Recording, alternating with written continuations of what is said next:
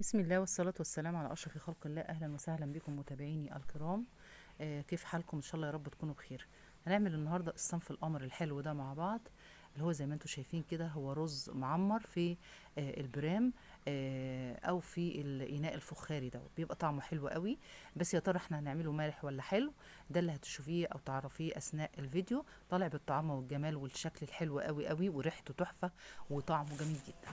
المحتويات بتاعتي دي عبارة عن كوباية ونص من الرز. عايزة تزودي عشان عدد أفراد الأسرة وتكبري حجم البرام دوت، مفيش أي مشكلة خالص. كوباية ونص من الرز أنا نقعتها في مية مدة لا تقل عن 3 4 ساعات، وغسلتها عدة مرات، وبعدين صفيتها من المية وحطيتها في الإناء الفخاري اللي انت شايفاه دوت. على فكرة الفخار بيدي طعم حلو قوي قوي للمأكولات، بخلاف الصواني التيفال أو الألمونيوم يعني. غسلته وصفيته وحطيته بارولي بالشكل اللي انت شايفاه القمر دوت. في بعض الناس بتديله نص سلقه كده قبل تسويته، لكن انا ما بحبش اسلقه، لكن انا بنقعه بس في الميه شويه 3 4 ساعات لما بيبقى بالجمال دوت. هنا انا حطيت نص معلقه من الفانيليا.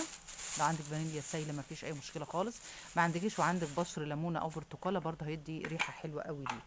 وهنا بقى هبدا احط السكر بتاعي. يبقى انت كده عرفت ان احنا نعمل رز معمر بس مسكر، او كان صنف حلو يعني مش مالح. في بعض المحافظات عندنا في مصر بتعمله بنفس الطريقه بس مالح. هنا انا حطيت شويه من السكر. السكر ده حسب رغبتك، عايزه تزوديه براحتك، عايزه تقللي، عايزه تخليه عادي بشويه، عايزه تزوديه قوي، ده حاجه بترجع لك انت. عايزه تحط برده معلقتين عسل ابيض او عسل نحل، مفيش اي مشكله خالص. طيب عندي هنا بقى ايه، شويه من جوز الهند المبشور، جوز هند مبشور وزبيب. هبدا انزل منه معلقتين كبار كده على الرز بتاعي. فضلا وليس امرا، يا ريت تحطوا اللايك عشان اللايك هو اللي بيرفع الفيديو. اتمنى منكم دعم الفيديو باللايك. ولو ما كنتش مشتركه في اشترك، ان شاء الله تستفادي وتعرفي حاجات كتير باذن الله. ربنا يجعلنا نفيد ونستفيد من بعض، ونتعلم من بعض. انا حطيت هنا جوز الهند والزبيب على الرز بتاعي. بعد كده بقى هجيب الزبده القمر الحلوه دي كانت زبده واحنا مسيحينها فبقت سمنه، وانا حطاها في التلاجة فبتتجمد بالشكل اللي انت شايفاه ده. طبعا هي مش مجمده بنسبه 100%، ولكن ايه، سهل انها تسيح. دلوقتي هنشوف هنسيحها ازاي. حطيت معلقتين كبار من الزبده، وهحط هنا معلقتين من الزيت. والزيت ليه؟ علشان بيخلي الرز بتاعي مفرفر من بعضه كده، ما يبقاش معجن، وبيديله لمعه حلوه قوي قوي. تمام كده. تمام يا قمر انت وهي. حط اللايك يا جميلة، ما تنسيش تحط اللايك. تمام.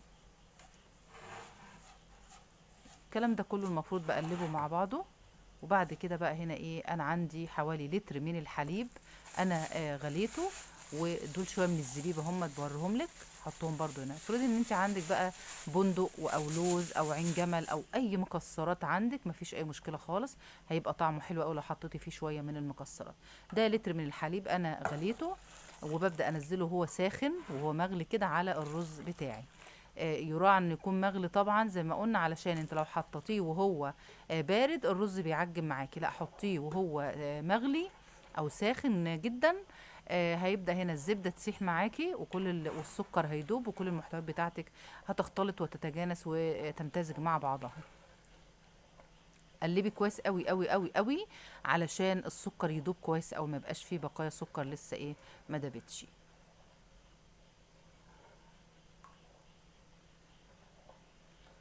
صنف سهل بسيط سريع، غير مكلف، ما بيحتاجش من غير انك يبقى عندك معلقتين كبار من الزبده وشويه الرز وشويه حليب. وبكده تكوني عملتي صنف حلو غير تقليدي. لانه احنا اعتدنا ان احنا نعمل الرز بلبن، او دايما نعمل مثلا الرز بندخل معاه الحليب فنعمله رز بلبن. غيري واعمليه بقى رز معمر في الفرن، هيطلع حلو قوي قوي قوي، والاطفال هيحبوا انه يمسكوه ياخدوه كقطعه كده يعني، ياكلوه بالشوكه. برهولك بالشكل ده. بيكون الحليب طبعا بيغطي الرز لمسافة كبيرة او عالية. شوفي عشان ما تتلخبطيش هتزودي نسبة الحليب شوية عما بنعمل الرز العادي بتاعنا على البوتاجاز بالمرقة، تمام، عشان يبقى طري وحلو كده. بص الطعامة والجمال. حطيته على فرن حامي لما خد سواه كويس قوي. وبعد كده بدأت اشغل عليه الشواية بس دقيقتين. بقى يا جمالك لو عندك قشطة بلدي او قشطة علب، وحطيتي معلقة كبيرة منها على سطح الطاجن دوت، هيديكي طبقة قشطة فوق كده تحفة تحفة تحفة. انا الحقيقة حطيت حتة زبدة كمان بس فقط على السطح. ما عنديش قشطه يعني. تمام. او بصي بيطلع معاك القطعه بقطعتها، او بتحطي فيه القطعه بتاعتك، بيطلع لك بسم الله ما شاء الله القطعه بقطعتها. غير ان ريحته حلوه قوي قوي قوي، مش قادره اقول لك والله ريحته طعمه قد ايه. وطعمه طلع في منتهى الجمال. الف هنا وعافيه على قلوبكم.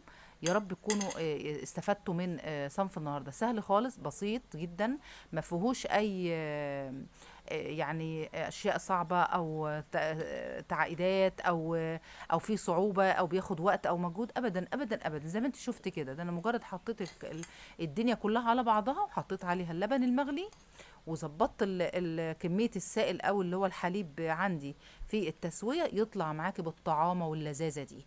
عايزاه يطلع قطع معاكي بالشكل دوت، تستنى عليه شويه يهدى من الفرن. بعد ما يطلع ما تقطعوش وهو لسه طالع من الفرن ساخن قوي، عشان ما يبقاش ايه مهروس معاكي.